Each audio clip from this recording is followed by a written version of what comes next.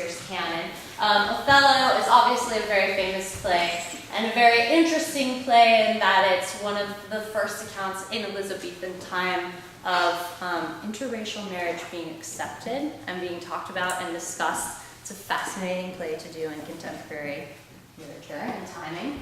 Excellent. So Noah's monologue is actually going to be enmeshed in our scene.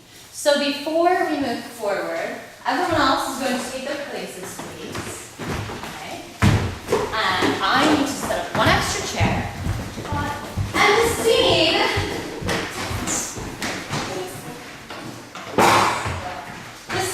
that we will be demonstrating is from A Midsummer Night's Dream. And I chose A Midsummer Night's Dream mostly because it's one of the few Shakespeare plays where there are multiple characters in one scene. Usually in Shakespeare plays, unless you get to Act 5, which is always where we sort of wrap everything up in the end, there's very few Shakespeare scenes that have 7 people in them. Very few. And Midsummer is one of the few shows where there are a lot of characters that participate in the play frequently. Also, this play is excellent to work on with students because it has an element of fantasy in it, has an element of reality, and in particular for us, the characters who play the mechanicals, or the actors for the play inside of the play, they're all considered clowns or fools in Shakespeare's world. So we did a little bit of our circus workshop. We incorporated into the clowns that are these characters. So, go ahead, Noah. I'm going to be doing Puck from Midsummer Night's Dream. And now the hungry lion roars, and the wolf that howls the moon, as the human flowman snows, and all the weary tasks are done. And the wasted brands still glow as the screech owl, screeching loud, puts the wretch that lies alone in remembrance of his shroud. And now it is the time of night, all the graves gaping wide. Everyone looks forth his sprite, to walk, the churchway pass and glide.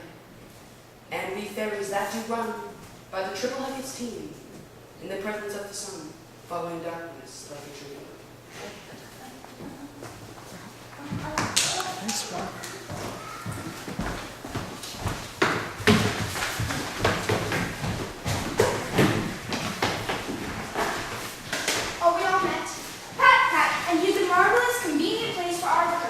This Greek plot shall be our stage, this hawthorn break our tiring house, and we will do it in action as we will do it for the day. Peter Quince! What sayest thou, Holy Bottom? There are things in this comedy of Pyramus and Thisbe, but that will never please. First, Pyramus must draw a sword to kill himself, which the ladies cannot abide. How answer you that?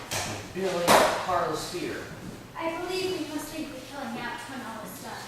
Not a whit. I have a device to make all right.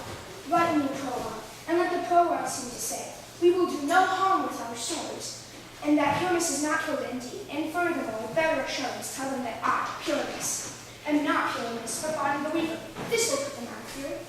Well, we will have such a prologue, and it shall be written in 8 and 6. No, make it 2 more. Let it be written in 8 and 8. I promise you.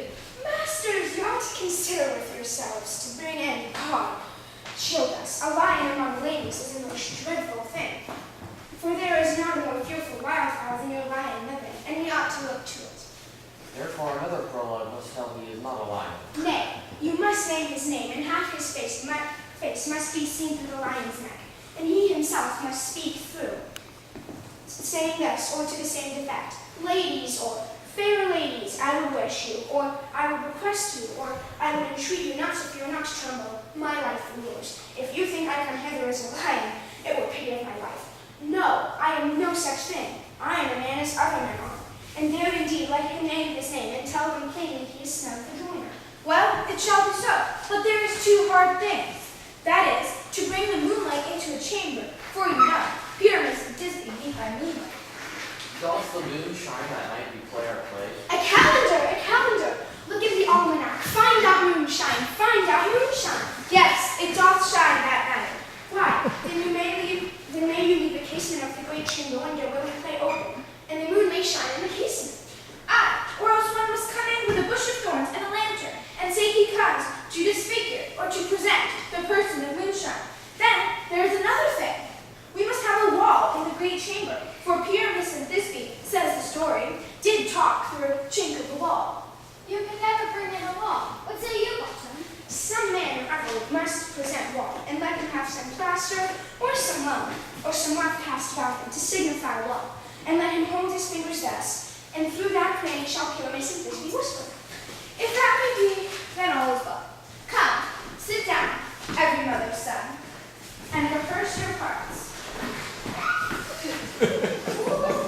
Pyramus, begin, and when you have spoken your speech, enter into that bridge, and so everyone according to his cue.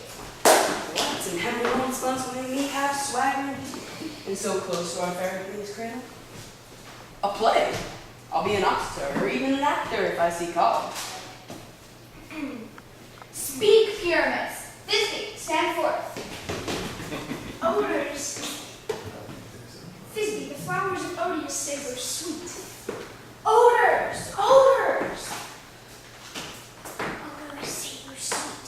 So hath thy breath, my dearest Thisbe dear, but hark, a voice. Stay thou here a while, and by I will to thee. A stranger appearance to the amp lady here. Must I speak now? Aye, Mary, you must hear, for you must understand he goes, but to see a noise that he heard, and is to come again. Most radiant Pyramus, most lily white of hue, of color like the red rose on triumphant briar, as true as horse that yet would never tire. I meet thee, Pyramus, at Minnie's tomb. Ninnis, tomb, then, why you must not speak that yet. That you enter the Pyramus. You speak all your part at once, cues and all. Pyramus, enter. Your cue is past, it is never tired. Oh, as true as horse, and that yet would never tire.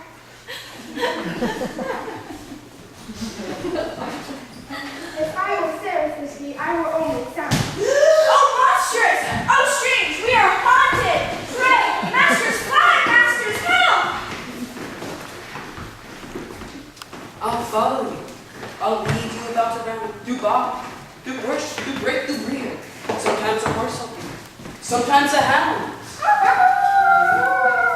A hawk, a headless bear, sometimes a fire. And name, bark, and burn. At every turn, there will be fire. Why did they run away? This is the inkling of them to make them fear.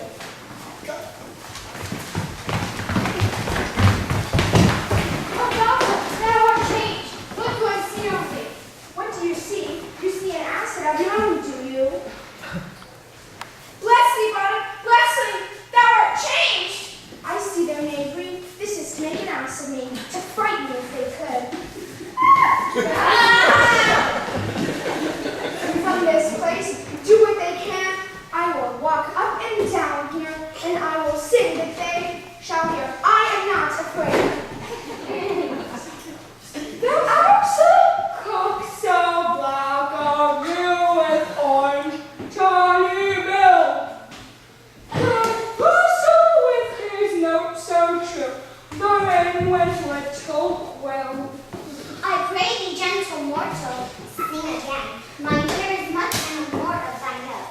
So is my eye enthralled to thy shape.